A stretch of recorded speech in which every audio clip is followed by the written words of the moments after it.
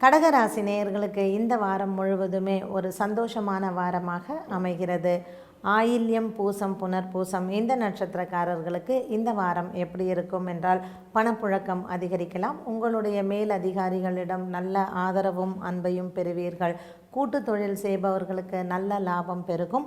பங்கு வர்த்தகத்தில் ஈடுபாடு இருப்பவர்களுக்கு இந்த வாரம் நீங்கள் முதலீடு செய்ய வேண்டிய நாள் செவ்வாய் மற்றும் வியாழக்கிழமை ஆகும். பௌர்ணமி தினத்தன்று ஆயில்ய நட்சத்திரக்காரர்கள் குறிப்பாக சிவன் கோவிலுக்கு சென்று வில்வார்ச்சனை செய்து வந்தால் மனதில் இருக்கக்கூடிய பாரங்களும் சுமைகளும் குறையும். மற்ற இரு நட்சத்திரக்காரர்களும் பௌர்ணமி தினத்தன்று உங்களுடைய இஷ்ட தெய்வத்திற்கோ அல்லது குல தெய்வத்திற்கோ சென்று பிரார்த்தனை செய்யும் பொழுது மனதில் இருக்கக்கூடிய சுமைகள் குறைந்து குடும்பத்தில் சந்தோஷம் நிலவுவது உறுதியாகும்.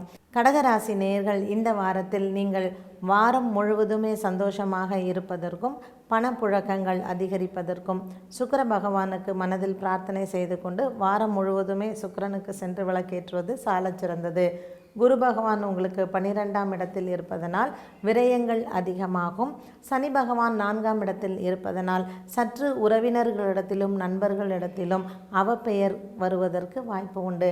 இதை தவிர்ப்பதற்கு சனிக்கிழமைகளில் ஆஞ்சநேயருக்கு நீங்கள் வித்திரை மாலை சாற்றியோ அல்லது எள்ளு தீபம் ஏற்றி வந்தால் சனீஸ்வரனுக்கு இந்த நிலைமை மாறி மனதில் சந்தோஷம் ஏற்படுவதுடன் உங்களுடைய கௌரவமும் அந்தஸ்தும் உயருவதற்கு இது வகை செய்யும். வாரம் முழுவதுமே உங்களுக்கு ஒரு நல்ல வாரமாக அமைத்து கொள்வதற்கு தினமுமே உங்களுடைய இஷ்ட தெய்வத்தையோ அல்லது குல தெய்வத்தையோ மனதில் பிரார்த்தனை செய்து கொள்வது சாலச் சிறந்தது. கிரகங்கள் 4ஆம் இடத்தில் இருக்கக்கூடிய சனி பகவானும் 12ஆம் இடத்தில் இருக்கக்கூடிய குரு பகவானும் சற்று பண தட்டுப்பாடை கொடுப்பதற்கு இந்த 2 கிரகங்களுமே காரணமாக இருக்கிறார்கள். அதனால் வியாழன் மற்றும் சனிக்கிழமையில் குரு பகவான் மற்றும் சனி பகவானுக்கு மனதில் பிரார்த்தனை செய்து கொள்வது சாலச் சிறந்தது. கோவிலுக்கு செல்ல முடியாதவர்கள் தினமும் காலையில் மனதில் உங்களுடைய இஷ்ட தெய்வத்தையோ அல்லது உங்களுடைய குல தெய்வத்தையோ பிரார்த்தனை செய்து கொண்டால் வாரம் முழுவதுமே நீங்கள் இனிமையாக இருக்கலாம்.